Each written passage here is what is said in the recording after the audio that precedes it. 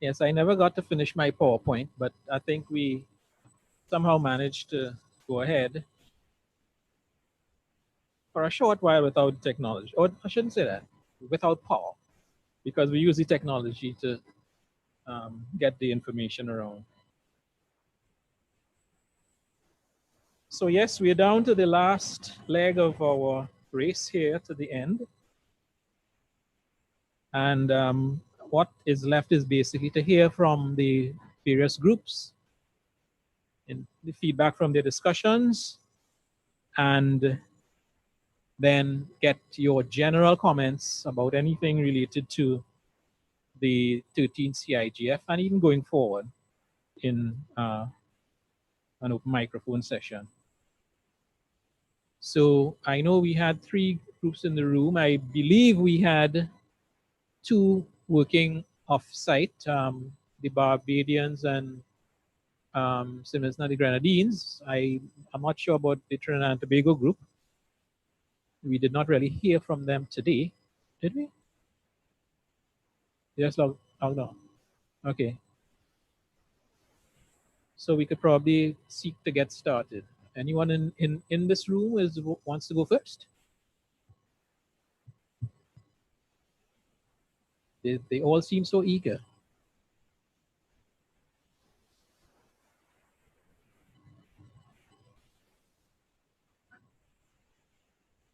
Or I wonder if any of our online, they can't do a live sub. Okay. No message from St. Vincent. All right. We'll go with what we have in the room. So who would give us some impressions here, in terms of your discussions?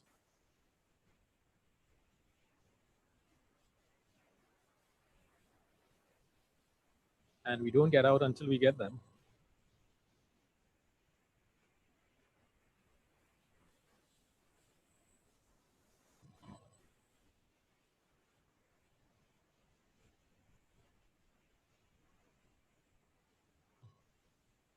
Yep.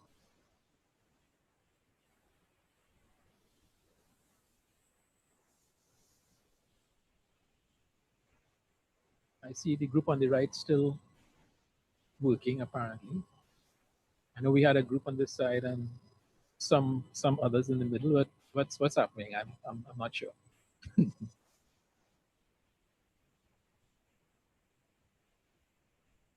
Are the spokespersons outside of the room? Uh-huh.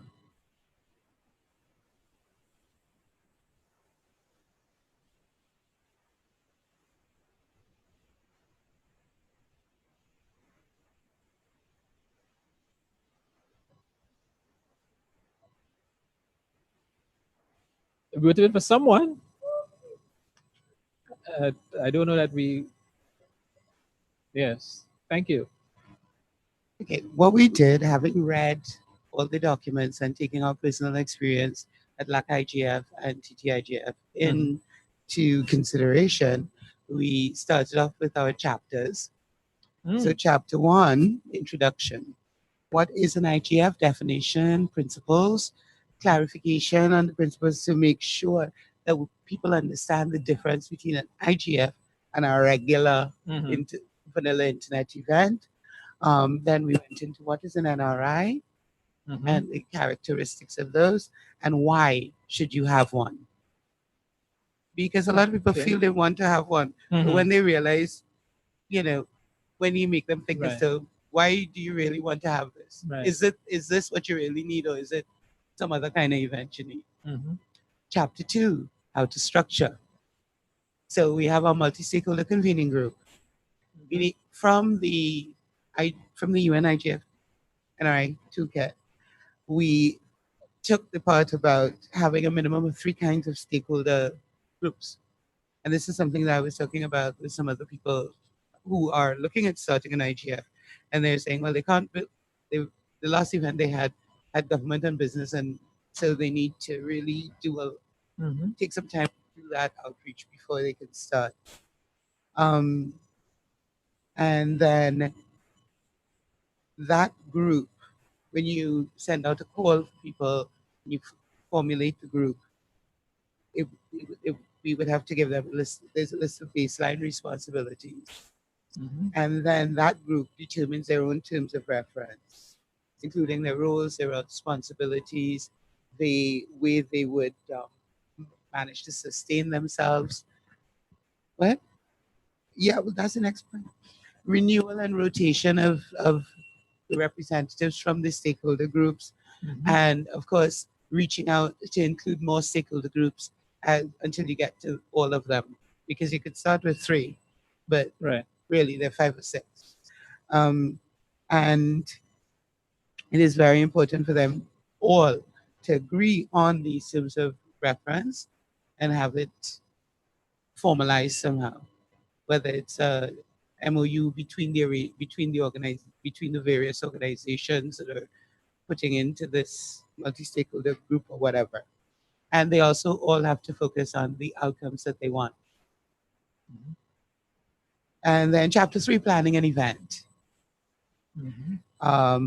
Budget, we have items to expand on. That would be an appendix.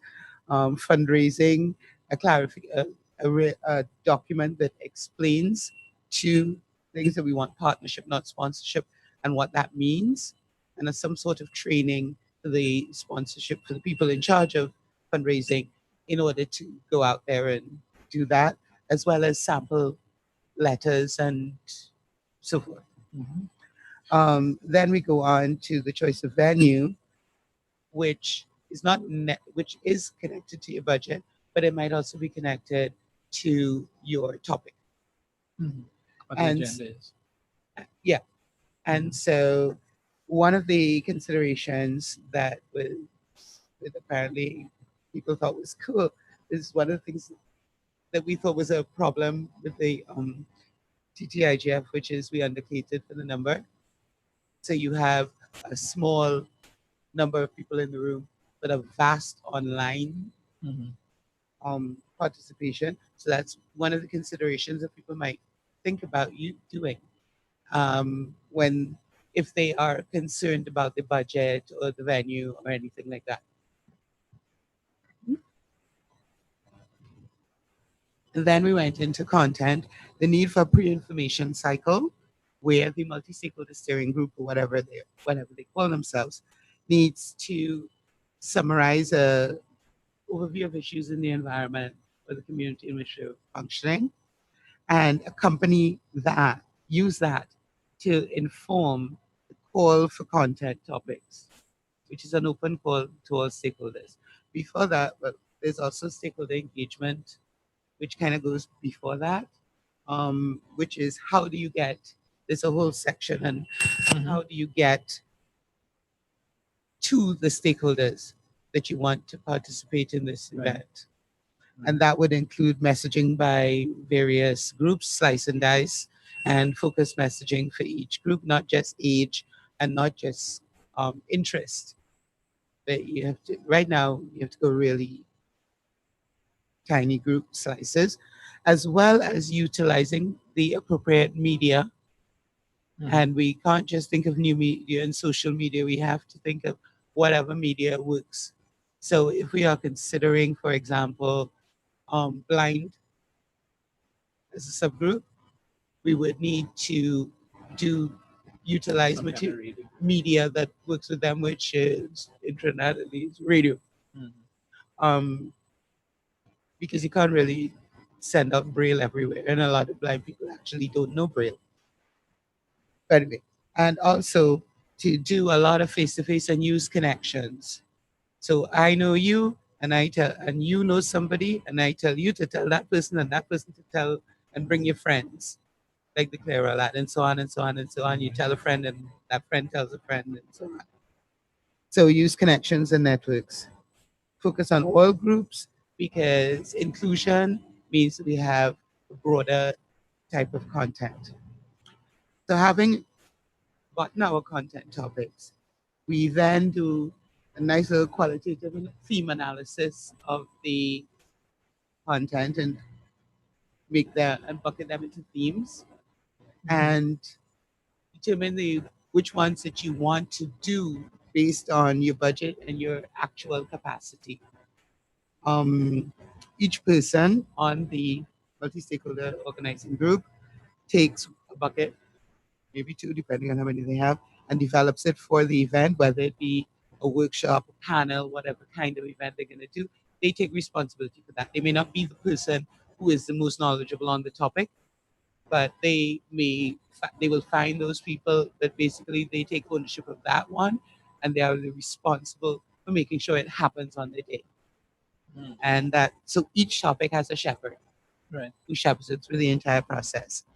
There's a suggestion that we have in there types of events that we can have, not just panels. Panels are good for new knowledge, but use other formats. So we would have to have some sort of listing of the other formats that might be helpful and under what circumstances or what kinds of outcomes those would be useful. No, we only have a couple more pictures. Oh, okay. We then went into the technical requirements for the venue, power including generator, dedicated bandwidth. Basically, if we're doing proper thing, we were saying that we would like a minimum of 20 meg upload, our video and so on. Appropriate room for the video, that is like ability to be properly lit, so that if you have, say, a podium, the heads are not bumping the ceiling, so there's room for proper lighting. Audio setup, desktop mics, panels, etc. At least two cordless for audience and one dedicated for the remote moderator, because that is something that worked really well with us in Trinidad. So because it is really annoying to people when the microphone is removed from them and run to the back of the room and they're like, but I was supposed to talk, they get really annoyed. So if that person just has a microphone by themselves, that makes it much easier for the remote participation to come through. Right. And then we went into video, light setup, a minimum of 2 camera setup with live switching available. For transcripts, we have a note for computer transcript, like the people who do the transcripts in the court. They are available. We thought about adding protocol information, including who to invite, how to find out who the effective person is, because it may not be the minister or the CEO or so on. So who to talk to, how to get, and who that person, and how we should invite with the invitation, so that it gets where it's effective. Timing of invites, for example, for ministers and CEOs, you need a 3-4 month advance invitation because of their timing.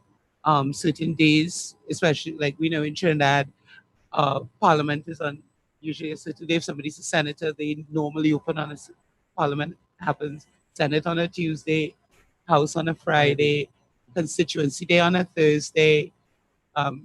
So we know, you kind of know what day to, but that's information that will change from place to place, but that is something that people need to know. Yeah. If you want the minister there, you have to make sure that it's a day the minister can come. We talked about funding of marginalized groups to the event, which is interesting because if it's in-house, if it's it's in the same country, so we don't have to talk to the yacht and so on and fly in hotels and so much.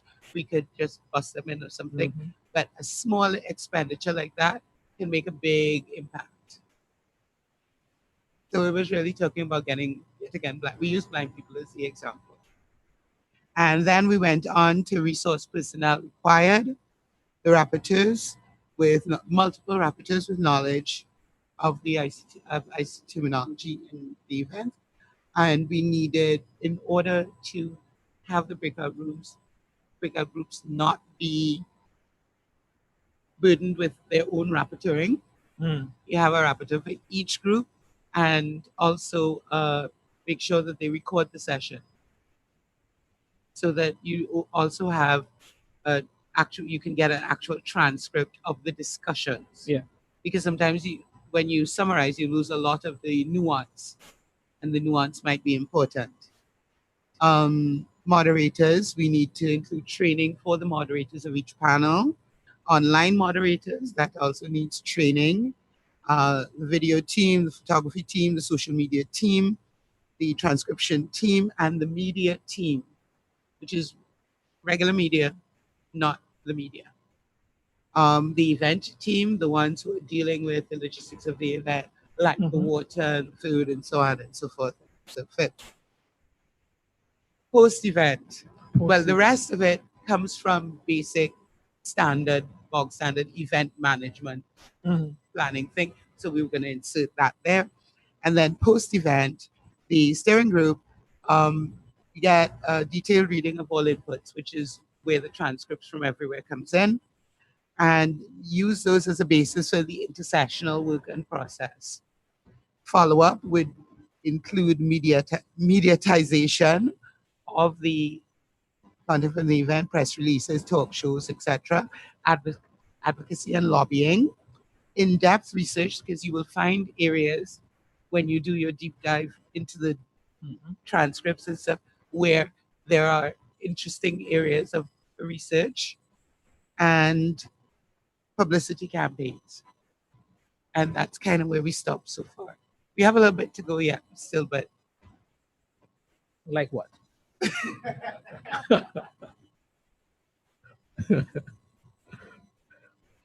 Because that's it for now. Oh, okay. Well, no, what I mean, other things would be how to get speakers and, that kind of thing, because there's something a lot of people don't know, which is there are a lot of resource. Well, the UN, IGF has a page with resource persons, and you can contact them, and, but there are other places that offer, like, it's part of the work of a lot of universities to offer professors and stuff Right. at their own cost to come and talk, and is a a north south share the knowledge to poor people thing. But there are many universities that do that. Yeah, I didn't know. So you can contact them and have somebody specialized in a particular area to come and talk at your thing for minimal cost. Right. So that sort of thing is still to come in. Yeah. Okay, and how does that compare with what you saw in the source documents? Oh, we're much more detailed. Much more detailed. We pulled some of the stuff out of the source document, but we pulled some of the stuff out of the UN source document, and then we basically went through a event planning process with experience, tossing in things that we needed to know, that we think other people would need to know, that we know now. All right. Well, maybe you could put down for us the different, like a table of contents, and as necessary, put in any explanatory note for this section should have that sort of, which looks like what you're writing down. Yeah. Yeah. Right. Okay. Please. Headings. Thank you very much. So yeah, you sounds like you got the prize in truth. Very, very good. Very, very comprehensive, I would say. That's what happens when you work through the break. Yes. The only thing is like taking it forward from there now. How do we actually take it forward? So if I get it, it goes into the report, and then how do we develop it further? Well, the way I would develop it further would be to crowdsource it. Basically, put up a Google Doc, let somebody do let everybody write in what they think, or copy and paste in what they think they need, how they think things could, what information they want to add, and then have a pen holder who pulls it together, edits it, and and lo and behold, you have a book. Yes, indeed.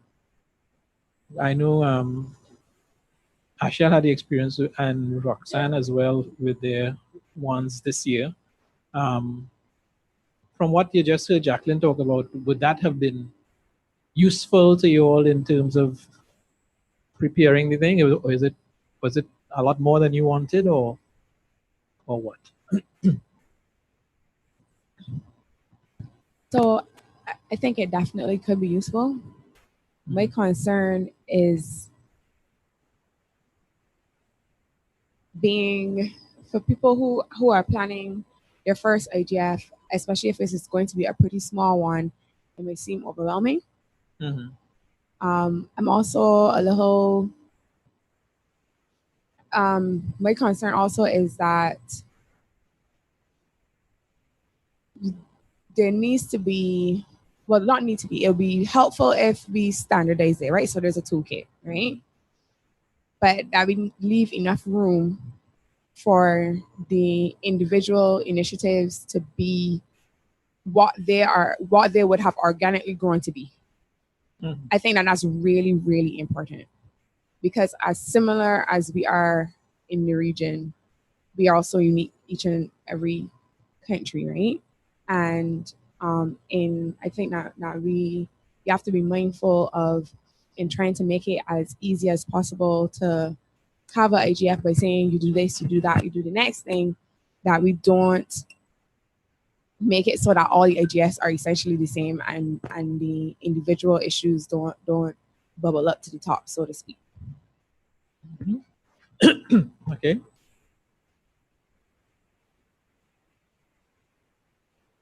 All right. Ashal, I know as a matter of fact we had that same comment that it's sounding overwhelming. Okay, by a member of the group. But really and truly, when you Gantt chart that, for example, all the activities are not going to be taking place at the same time. So when you put it on a Gantt chart and you see your timelines, it's only then you realize how workable and how easy it is to manage. The secret is timelining it. In other words, list the activities, chapter 1, chapter 2, chapter 3, chapter 4, chapter 5, how much ever chapters you have. And you could have your template, and your own personal IGF would be different from one I have, or CIGF, or anything, because you will have other elements. You may want to include other elements in yours.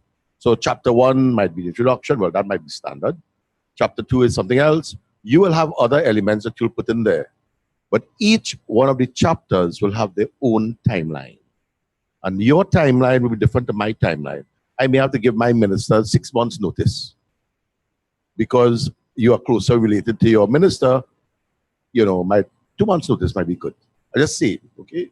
So the timeline is important. So there will be differences in the IGFs, but what makes it very workable and extremely manageable is a Gantt chart. That goes without saying, okay? You have an idea what the timeline was? No? We work with a year, but what I said, what happens is that there are lists of things that have to be considered. So if you don't have to consider it in your situation, you don't have to consider it. But it is something that we put down all the things that we think is very flexible, because we put down all the things that people might forget that may mess you up by later on. So when you look at it, when you pull yourself together 6 months in advance or whatever, you say, okay, there's a thing here that says it's difficult to get ministers and CEOs. So I need to talk, maybe I need 4 months, maybe I need 2 weeks. But it's something to note that if you do need 3 months, so we let you think about it 4 months ahead. And if you find that you don't need 4 months, that's fine. It's not a prescriptive thing. It's more like a how to manage an event guidebook. The same way you'd buy one, a generic how to manage an event guidebook, and in the back you'll see templates for how do you write a letter to, what kind of protocol would one use, what kind of this, that, and the other. That's kind of exactly what it is. So it will be, if you don't know how to do a budget for an event, there'll be a sample which you could use or not use or throw it away or whatever if you want. But it's just that kind of book is what we were thinking of when we were doing it. An advisory thing. It's not, because everywhere is different and every event is different. So that's why we said, well, we can do things depending on your fundraise, depending on your funding. It can be small with a large online, or you can have a large ballroom, or you can go to, the venue varies depending on what you want. But the point is, you must know your outcomes. There's certain things you have to do before you do everything. Deirdre?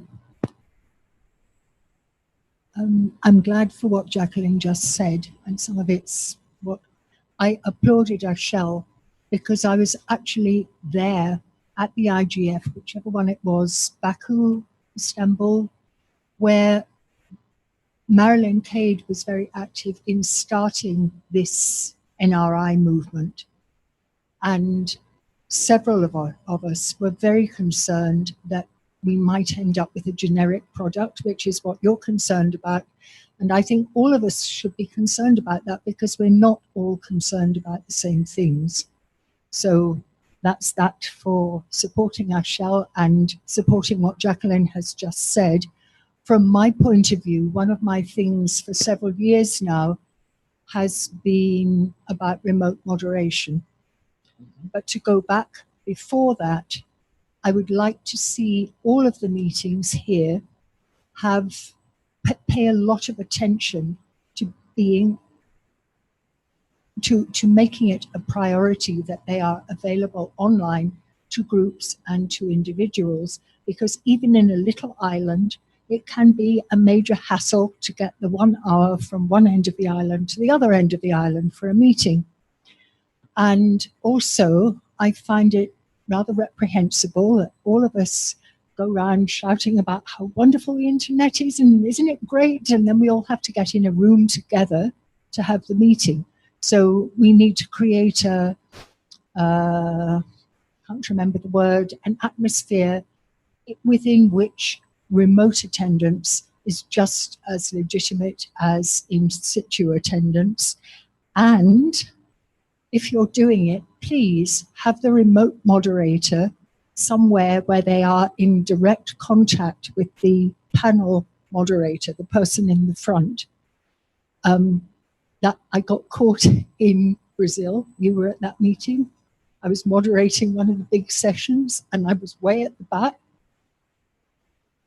And they couldn't see me and they couldn't hear me and they didn't know. And yes, it was important. So please put that into your rules and instructions. Thank you. Justin. That is actually in the whole section on remote moderation and the rules and who it for and why they have to have their own microphone and all that. That's in there.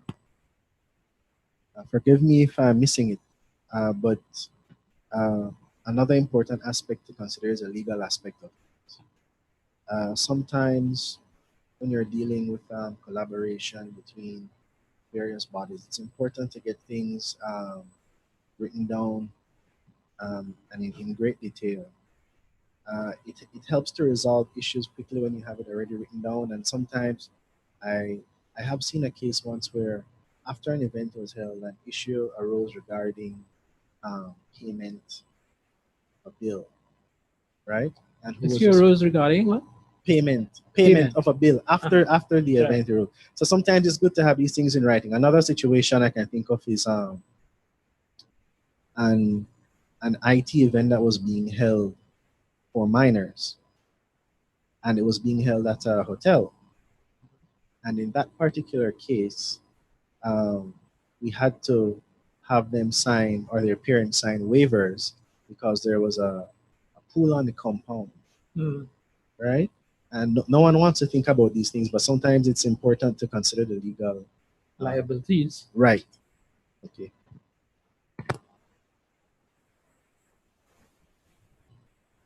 These came in under the general event planning thing that we didn't go through the details of that, but budgeting, contracting, all of that would be in that standard event management thing.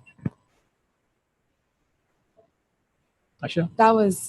That came up in our IGF as well, where we actually we received in-kind sponsorship for the venue for the opening ceremony, but we did have to pay public liability insurance and some other costs associated with that.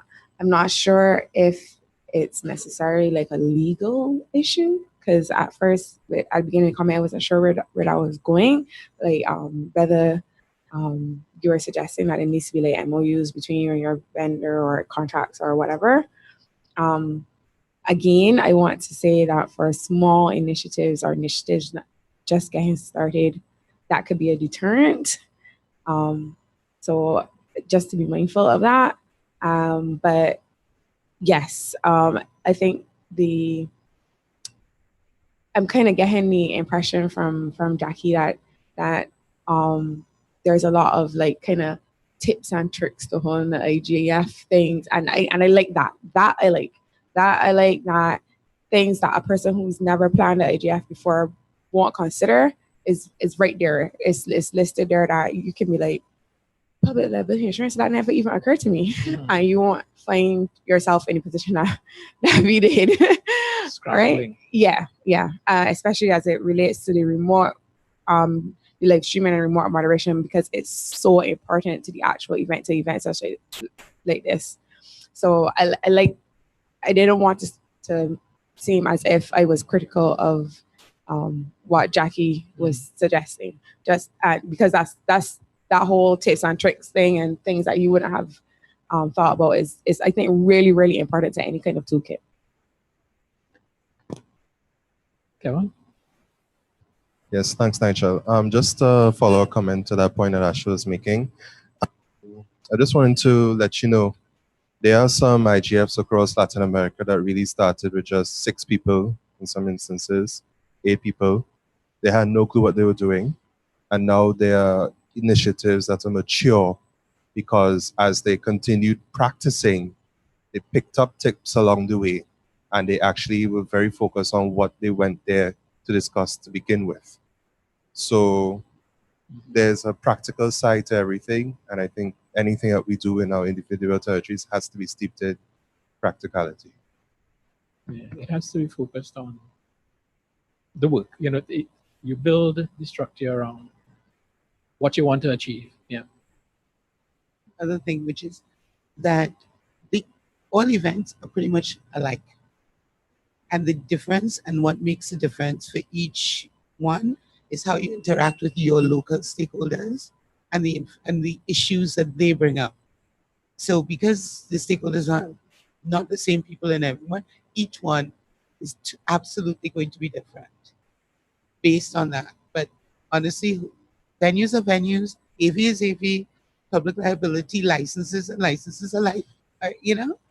So an event is an event is event. A lot of these things just have to be done. But your personality will be stamped by the content that is generated by the people, by the stakeholders that you have in the event. Any comments online? Not seen. Okay. Okay, any other reports for us?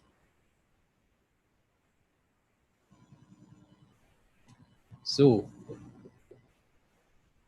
they don't get any dessert or pay this evening or something. All right. So I'll ask Jacqueline that you send us the outline, and we'll include it in the report. I want to remind the spokespersons from yesterday as well, who have not yet submitted the reports, to send them in. Yes, to send them in, because as you see, we found useful the group reports from last year. It served as an input to our work for this year. So our reports from this year actually have a useful purpose as well. So kindly do send them in. All right, so it looks like we'll continue working on the Caribbean toolkit. We now have resources from ISOC, resources from the UN, IGF, and our own reports from last year, and the one that we'll have from this year as well. The thing is, it's always a challenge to put it together. right? And we usually take a little time in our CIGF to do some hard work, like trying to come up with these sorts of things. You have to think, you have to under time pressure. And it's useful for us that, okay, if we have it during the course of the year or thereafter, in fact, it doesn't usually take that long, but still, we can a little more at leisure condense it, put it together such that it appears in our report. And that report is what really stays on the record for the future years. So please come through on behalf of all of us with the reports from the various groups. Okay, I think I will stop talking now and open the microphone to get feedback from you all. Participant comments, feedback, and recommendations. This is our open microphone session. It could relate to the content, it could relate to follow-up, it could relate to the organization.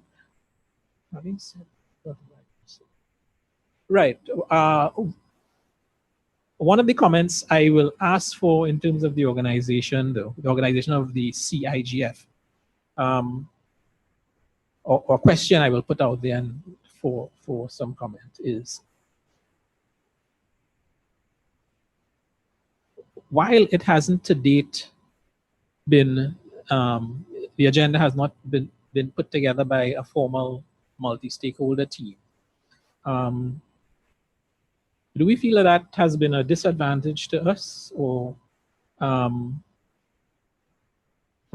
it is, and we propose going forward to establish this foundation which would have multi-stakeholder input and so on. Do you think we have suffered because we haven't had this multi-stakeholder team to start with? And maybe I'll leave the question right there. Or is it that yes or no? It has to be yes or no. Huh? My comment has to be yes or no. No. So it's been my experience that sometimes if you want to do something, you have to work with what you have. Mm-hmm. So let's say ideally there will be CARIB-MAG and a call for inputs and this multi-stakeholder process that informs the topics that we discuss at every CIGF, right? But what happens when you have a call for inputs and you don't receive any? Mm-hmm. For whatever reason. I mean, we could go into people might be interested. Or right. Whatever. But whatever the reason is, but we still want to have an IGF, right? Mm-hmm. So CTU takes up the responsibility, mm-hmm. and we have one, and we've seen how that's influenced the IG space in the Caribbean. We know we have national initiatives. Mm-hmm. So I say all that to say that it's been in our experience sometimes that you have to work with who's willing to work with you. Mm-hmm. And even if it's not ideal, you do what you need to do, but with a view of essentially reaching or eventually reaching that. No, I don't want to say perfect, but the ideal, right. The ideal scenario. Yeah. So in this particular case, I'd say, does the CTU think that we've built enough IG capacity now that we can have that when you make a call for inputs, you will get them, and that you get good inputs that represent the rest of the region and the local communities? And if that's the case, then perhaps we can move towards that now. I mean, after maybe the 14th Caribbean AGF, we'll have something that looks like that. Just makes sense. Thank you for that. Kevin? Yes, thanks, Nigel. I wholeheartedly concur with what Asha was saying. I think in the beginning stages, the capacity wasn't there. You had individuals from the Caribbean who were involved in specific interests. Mm-hmm. I think now it's probably at a point where we do have a greater understanding as to what this internet ecosystem looks like. One of the things I would say that worked well for the CTU is that the CTU in its regular work you cover a lot of issues related to internet development across the region. And I think we had said it, well, Jacqueline has said it. I strongly believe there is a pre-information role to discussion, and the CTO, I think, had been best placed as an authority on a regional level to understand what were the facts on the ground, and therefore we have a more informed discussion coming out of that. So probably now, I don't know if we have other identifiable actors who can speak to human rights at a Caribbean level, someone who's monitoring human rights, someone who's monitoring other things. But probably now, as we are building capacity and realizing how expansive it is, there can be other persons coming to the fore in a sort of multi-stakeholder dispensation. But for what the CTO has achieved, I think it's very commendable, and I don't think there was an issue with that for our environment, for what we have done. Okay, good.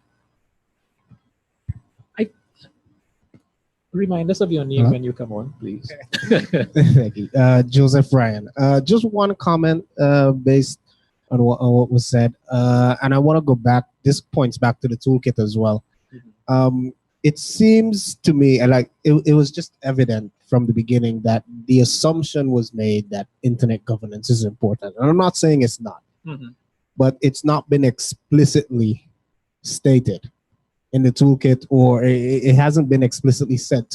I understand that internet governance is important, but to the average person that sends 25 WhatsApp messages in 1 minute or constantly scrolls on Facebook, do they know that internet governance is important? Do they understand that there is a tangible effect on them in using the internet? Have we done that sort of education? Because if you put out calls to stakeholders or calls to speakers or calls for input and no one's responding, it's because they don't think it's important for them to respond. This issue does not matter to me, or it doesn't affect me in any single way. So how do you explicitly state, how do you define your why? There's no driver. What are the risks, or what are the opportunities? If we were to have an IGF in the BVI, or if they were to say, let's have an IGF in the BVI, I'd say no. That would not work next week. It would not work 2 months later, because no one actually cares at this point, because they don't know why. And we have to build that consensus over a period of time for them to realize, okay, yeah, we now understand that cybersecurity is important in the BVI because we had an event. There is now a why, there is a driver, there is something we have to do to prevent this from happening again. Now, if you can bring cybersecurity into internet governance, which you can, but you have to build this consensus of the why and then get the people demanding that something happen or something be done about it. And then you propose IGF as a solution. Well, that's why I was happy to, and Albert made the comment himself, to see we had a session called DNSSEC for financial institutions. And Albert confessed, well, he was cognizant of his environment and realized that it would be advantageous to couch the message in that way. So, yes, I hear you in terms of making it relevant and important to people. And this is why in the 6 strategic areas, one of the things was public awareness. This is why the CTU did all those road shows to more or less educate people on what the technology can do for them. And in those road shows, also had certain sessions which indicated that the technology is great and wonderful. You could go on Facebook and WhatsApp and all these things, but you can only do that because certain people have come together, created technical standards, administrative arrangements, and all kind of thing in order for you to have this service, right? And in doing that, okay, people's eyes get opened, but it doesn't necessarily mean that they want to get involved, right? But so what you have to do is kind of keep the message flowing that yes, you can get involved. Are you interested in this? Are you interested in that? And you will get some. You'll get a few coming in. And over the years, we've seen some new faces get involved. But I agree with you. Is making it real, relevant, important to the different publics. And just one more point. One other thing that you can think about adding to the toolkit, he mentioned that Brazil, I think they started with 6 people. Mhm. The lessons learned after each IGF should be a part of the toolkit. Any standard project management will have lessons learned, and that should be included. How did you grow from 6 Mhm. to the capacity that you're at today? What were your lessons learned after each event? And then you also have to decide whether or not is the IGF meeting its goals that is set out in the beginning. And if it's not, the question is, do we continue with it, or do we change the goals of the strategy? Just Yeah, one comment on thing. that specifically. Well, I can talk to that specifically that yes, it actually was mentioned in the post-event thing. Oh. That because it lessons does learned part of it says the event management plan. Mhm. But no, what I wanted to say was something else entirely. Well, no, well, we'll do Ria, your turn. Ria first. Yes. Okay, so I wanted to jump off of what he was saying and say that I think the CIGFs have evolved, and we've done a very, very important service to get it to this point. I want to get back to a point I made earlier, where I believe from the Development Foundation standpoint, we have to start seeing ourselves as a disaggregated bunch of opinion leaders. And there is enough capacity in the room and the extended family of IGF practitioners in their specific spaces to become opinion leaders on behalf of the cause. And so what I see a lot of is a lot of opinions by ICANN, a lot of opinions by LACNIC, ARIN, but very seldom do I see opinions by people, in these individuals who are themselves advocates, professional advocates, representing a particular organization who can lend an opinion on a particular matter. And so Albert Daniel talking about a specific issue related to the financial services industry should in fact be a story to tell him as an opinion leader in that space, communicated and therefore channeled into that industry. And so we begin to widen our scope of influence as, again, a disaggregated bunch of opinion leaders that then creates that halo of confidence in CIGF that it is a destination to expand the value and utility of the internet for the sector that I belong to. And it goes back to, just very quickly to close off, to something Ashel said yesterday, which was storytelling. And so storytelling isn't necessarily something that we do at, very well, number one. And it really can only begin now because a lot of the work couldn't be done before. But storytelling is a very good way of now beginning to show that relevance as an extension of your point, that relevance and impact, food for thought, processes, things to consider and ponder, all under the halo of the CIGF, the CTU, and the various destination anchor organizations. Well, I don't see any other hands. Okay. One of the things that happens with regard to doing these things is everybody sees, oh, IGF, okay, let's go to an IGF. But in the proposed toolkit, there was in the introduction, why have an NRA? A series of questions you ask yourself. Why am I doing this? Is this something I have important?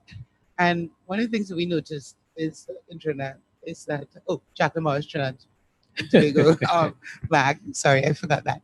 One of the things that we think is things happen when they're ready.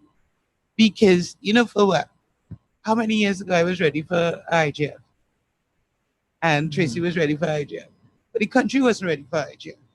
So we had to sit and wait do our little, you know, Lobbying, sensitization, talk right. to people, we talk to people, and then eventually, what now?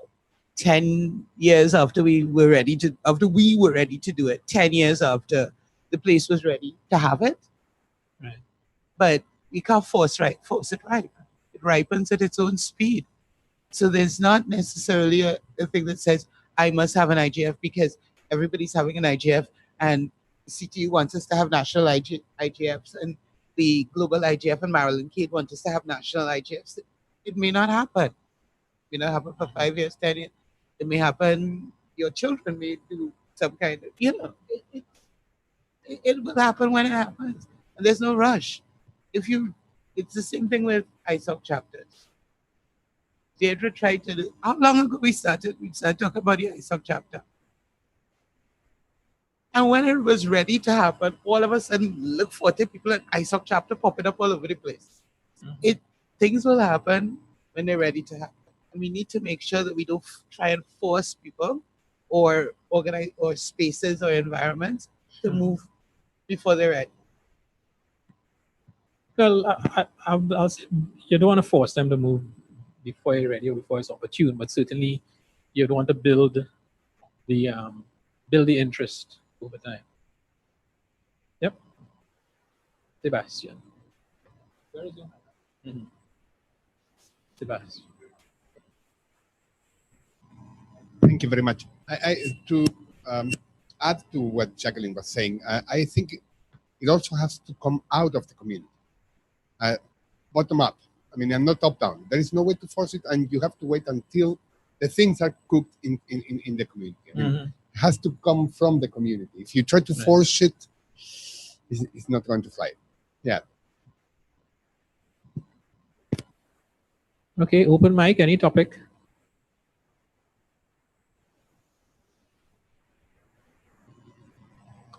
Do we have an online audience?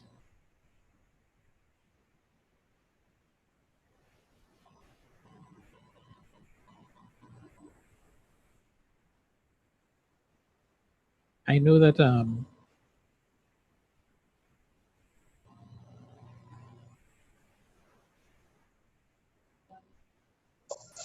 Hi, yeah, we're St. still Vincent here from has Trinidad. comments. Trinidad and Tobago, they have comments. okay, well, you could read them and they might spark some others.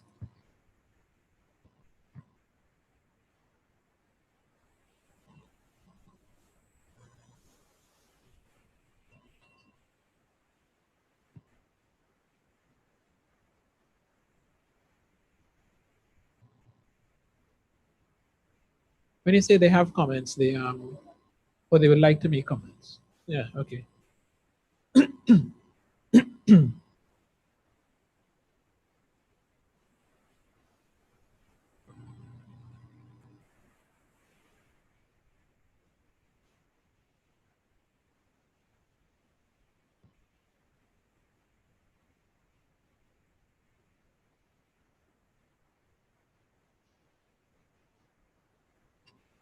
They're not coming on.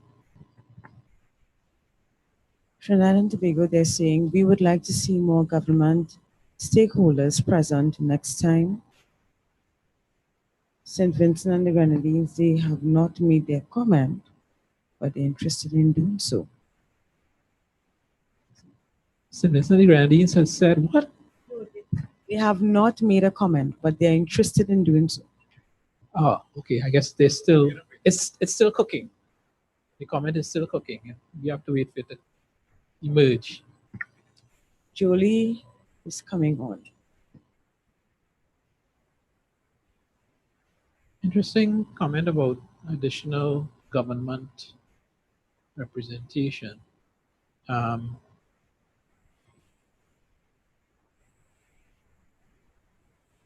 Is Jolie making a comment? Yes, sorry, I'm yes. I'm playing you back over there, so I have an echo locally. I just wanted to I thought Deirdre might raise this, which is accessibility and specifically the value of transcription, and which means, just for people to immediately follow what's going on, the comprehension, You can make word clouds. There's all kinds of reasons to have transcription, and it should be something that you should budget for. On that same score, Jody, are you aware of any reasonably priced services that we might be able to consider?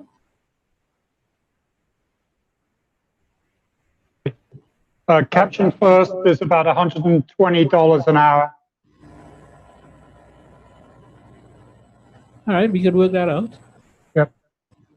And it's possible to use a thing which will allow you to overlay them on your screen that you have in the room, and also onto the web chat. Right. Okay. Understood. I was just saying that the court reporter transcription people, they are not as expensive as that. Okay. Kevin. Yes, Nigel.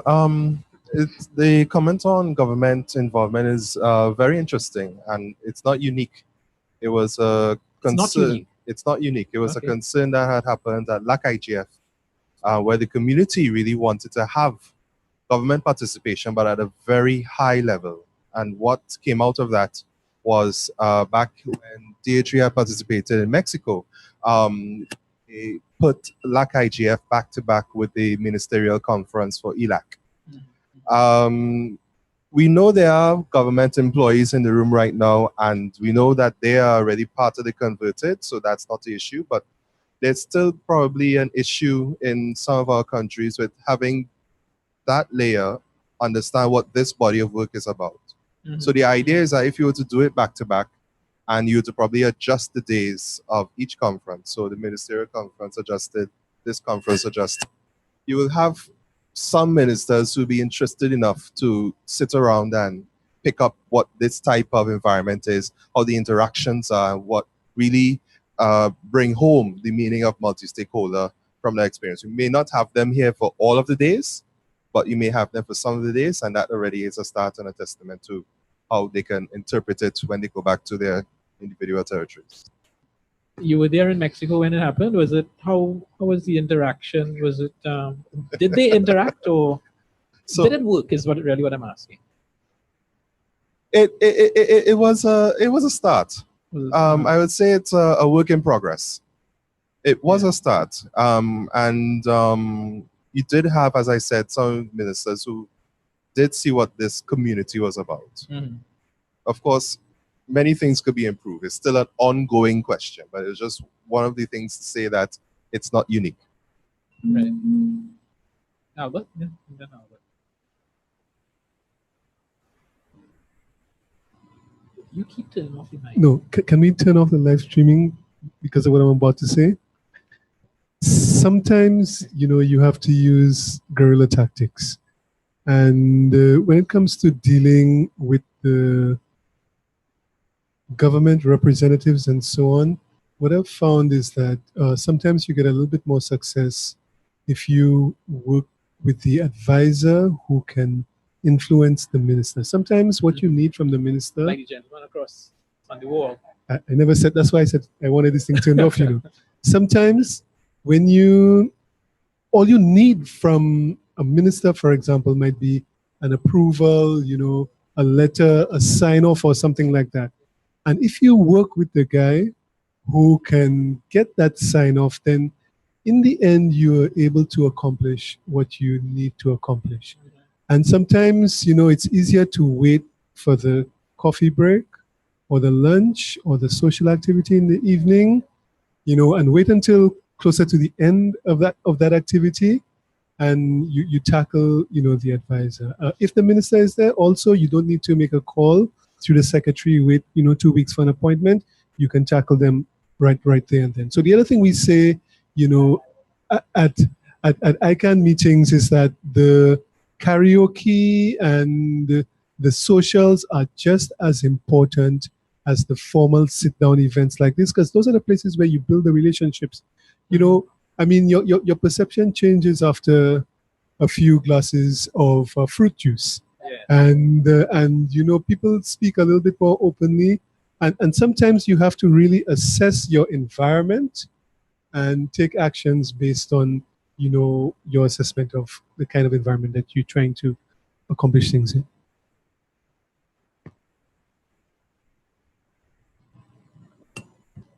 This is Sebastian. Oh, thank you. I think we have to also to realize that we have to offer to the government officials is not that sexy. I mean, and what I mean by that, I mean, all of you that are in the government or used to be in the government, if your boss sends you to a meeting and you come back and you say, okay, what did you do in BVI these days? Okay, we chat. And what's the declaration of Tortola where we put the text? No, there is no such thing. And it's really hard to bite. I mean, it's really hard to bite. So there is a lot of education activities that we have to do in order to demonstrate the value of the process that we're doing. Because let me tell you something about the IGF and why the IGFs in general don't have a document at the end, because it's not a bug. It's a feature of the IGF. It's like that by design. On the other hand, I mean, as I said, I've been putting myself in the shoes of the government fellow. What happens when you have a document to sign at a given meeting or event or congress or whatever, the declaration of Tortola, is that or there's two possibilities basically. One, when you arrive to BVI, the document is already closed beforehand. So what we discuss here is absolutely por la galería. I mean, makes no sense at all because it has no impact in the document at all. Or if they fail, the document will be finalized here in a closed room, a small room over there, in which case what we say here has no, it's still por la galería and doesn't impact the document at all. In order to prevent that, we decided not to have a final document. So we can discuss here, and what we say is relevant to all of us. So that brings a lot of good things to the process, but some downsides. One downside, and I urge you to put again into the shoes of the government officer, is that you don't have nothing to bring back home to your boss. And that's a big hurdle for government officials. So let's try to promote the way, I mean, the multi-stakeholder IGF way is based on iterations. I mean, to repeat the process and repeat the process all over, and you keep moving forward in that way. We discussed today something. We didn't reach agreements. There is no need to reach agreements. There is no consensus needed. But when we meet together next year, we're going to start the discussions where we left today.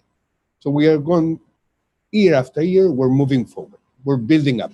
That's the process, and we have to promote it that way in order to make it sexy for government officers that cannot bring the document back home.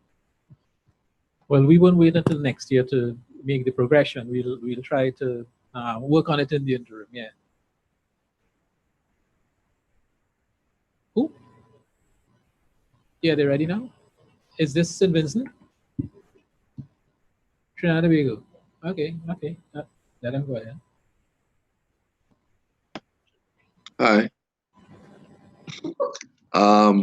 One of the things that I wanted to put a highlight on over the last couple of days was the fact that basically, I'll just simply piggyback on the comment of the last contributor.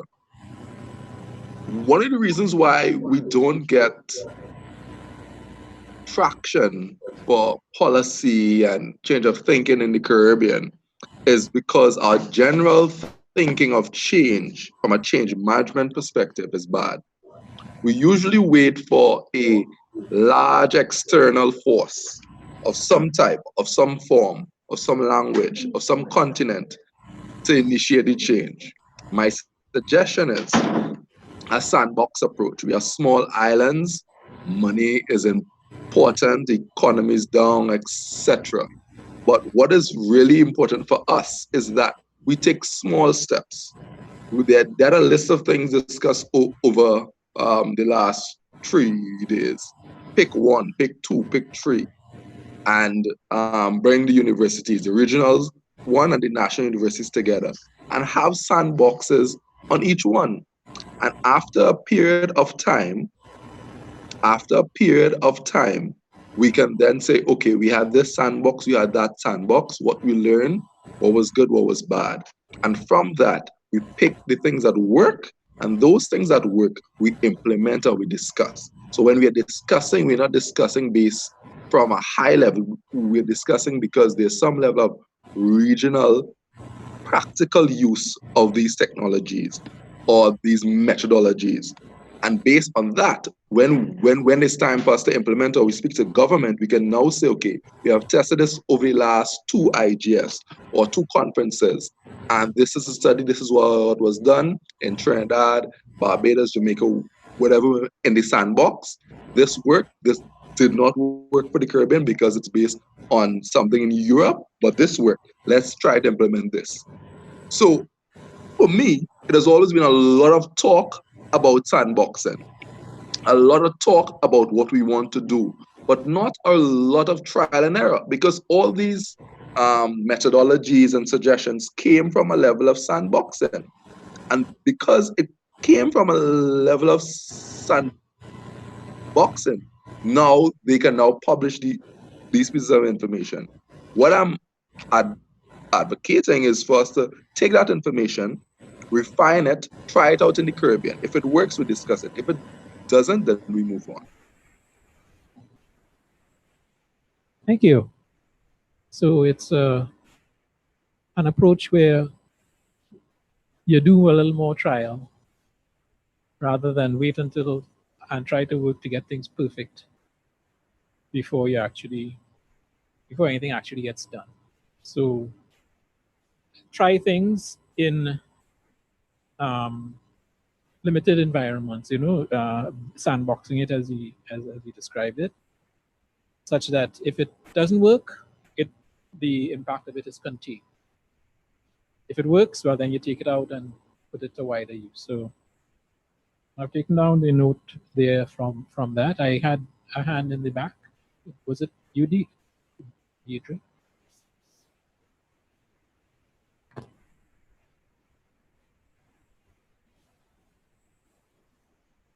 Now. Deirdre Williams from St. Lucia. While you're talking about inclusion and government ministers, I would like to make again an appeal I made at the end of the LAC IGF in Panama a couple of weeks ago. And I apologize publicly to them again for presuming to speak on their behalf, because they will tell you their slogan is nothing about us without us. But persons with disabilities stand to benefit probably more than anybody else from what ICT and the internet can do for them. And they should be here to talk about that themselves. So next time it would be very good if they were included as well. And the other group, which is notably not here, and I strongly feel should be, are young people. Managing actual children at a meeting like this could be difficult. I can understand that. But managing young people isn't. Their attention span hopefully is a bit longer, and they have a contribution to make. They probably think that we're all a whole lot of fuddy-duddies that don't know very much about it because they're there first. But they need to be here. And they were there at the IGF in St. Lucia all those years ago. And they can be here again now next year, please. Thank you. Well, I guess they weren't actively sourced, but it's not that they were excluded. Like, for example, in St. Lucia, we didn't actively source, but the local environment was such that people brought them to it, and they were welcome. You know, so but I've taken a note about the PWDs and the youth. The person with disabilities, again, we didn't make any specific solicitation in this particular instance. I suppose we still in the CTU have that group sort of compartmentalized to the things we have for them, and we do address them. We do have this special project that we're working on with the communication for persons with disabilities, but I think the general inclusion is a good comment to take.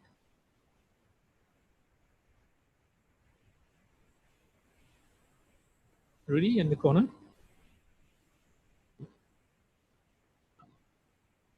Yes, you do, because we have remote participants.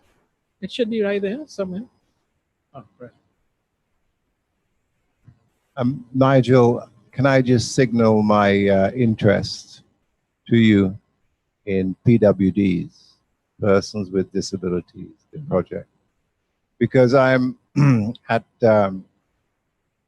home.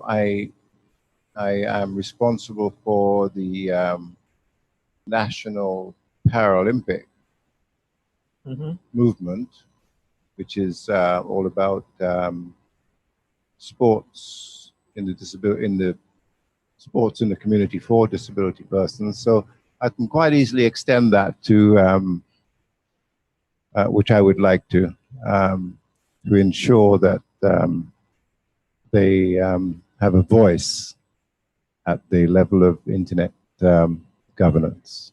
Okay, so I'm signaling that to both you and Roxanne John. Thank you. Okay.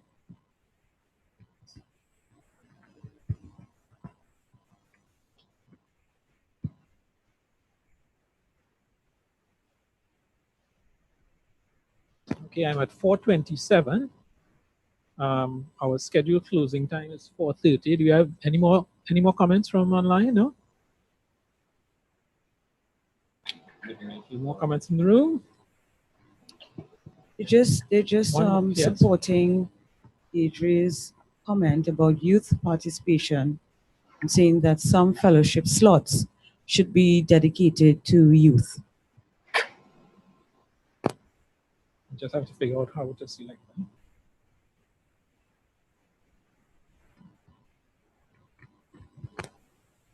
Nigel, may I?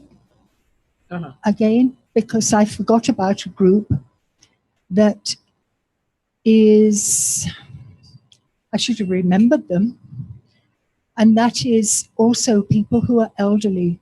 There are more and more and more in the world now of people who are elderly who can also be helped by ICT, perhaps because of disability, perhaps simply with opening up a wider social world that helps to make their life more comfortable and interesting. And it would probably be a good idea to build them into your meetings as well, and into the toolkit, of course, for other people to consider that sort of inclusion. Yeah, we consider the elderly in our well, I guess along with our persons with disabilities as well.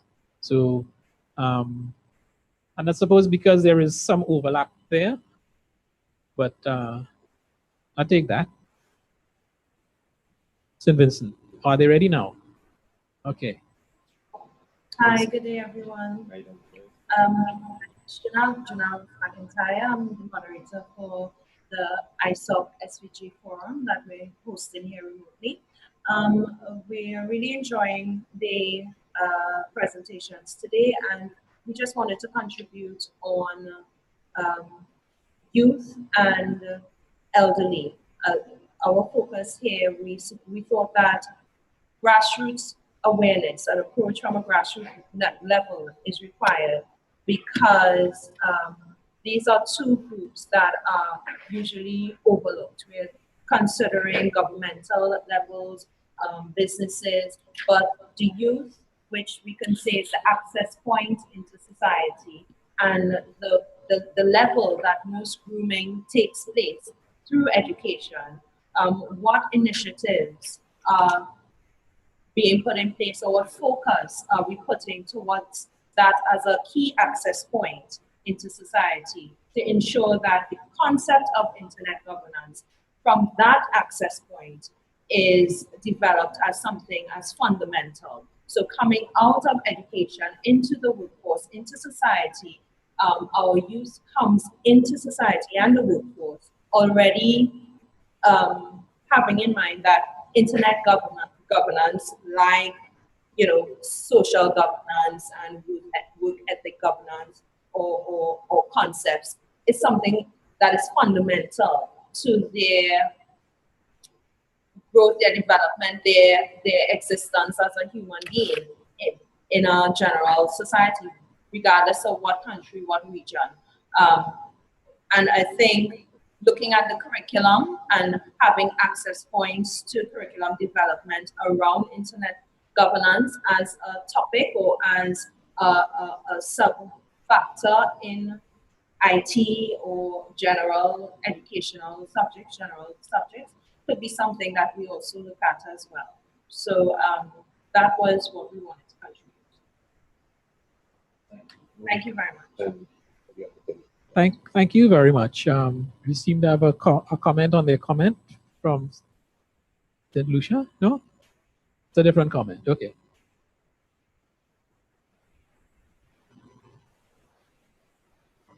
I didn't make much contribution to the discussions, but except for when, Gregor Williams from St. Lucia.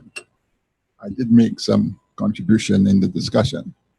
However, on behalf of, before I say that, among your initiatives, we had left out women, so no gender. So please include that in your initiatives. But on behalf of all of us, I would like to say a very special thank you to Nigel for a great job that he's done for the last 3 days. Thank you, thank you. And we hope that he'll be able to keep up the good health and the good faith and everything else and have a long life with us. Thank you very much, Nigel, on behalf of everybody. Thank you for that. It's my pleasure, really. So, okay, Mr. Rudy Daniel wants to close the show. Well, that's the last comment. Yours will be the last comment. You will close the show.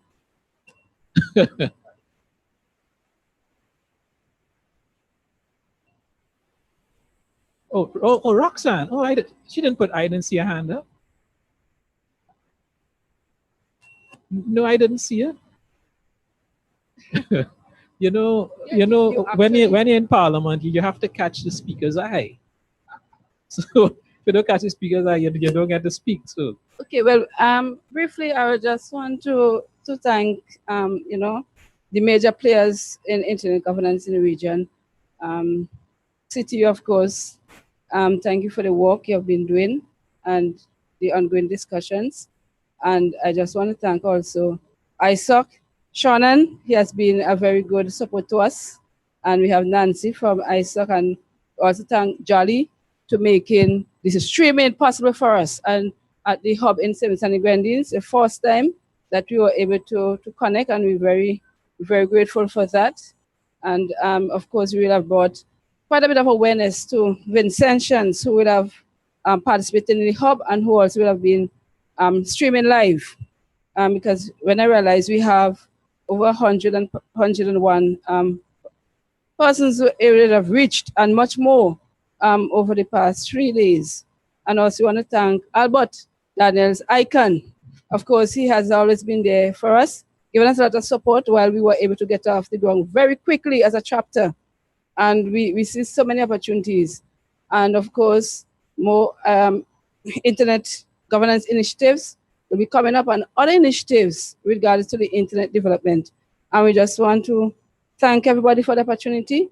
And it was a very, very good and interesting 3 days. We learned a lot. Of course, it's open forum with discussions. We dealt with different topics, and I'm sure much more topics will be dealt with in the future. Just want to commend everybody, and let us continue to keep up the good work, keep up the conversation, keep up the discussions, keep up the forum. Thank you very much, Roxanne. So I don't have much more to say. We'll let Rudy make his comment.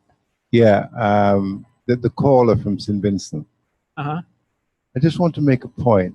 This is what IG and local stuff is all about. If you're interested in, if you have an interest in pursuing a youth IGF or getting the youth involved, then you start at home. Mm-hmm. You know. So if you have that interest and nobody else is doing it, you do it. Mm-hmm. That's where we start, and then you connect with other people who are doing, and then you build a capacity there. So I hope that we will in St. Vincent, along the way, pull in the youth in whatever form that we do that, because it is very necessary. I think I made a comment to someone the other day. Let's take all the 14 to 18-year-olds and teach them how to hack. But as a cybersecurity thing, but it's a local. You have to look at what you have locally, what you want to do, and how you want to do it. And I think that's the way we come together as a family. That's all. Thank you.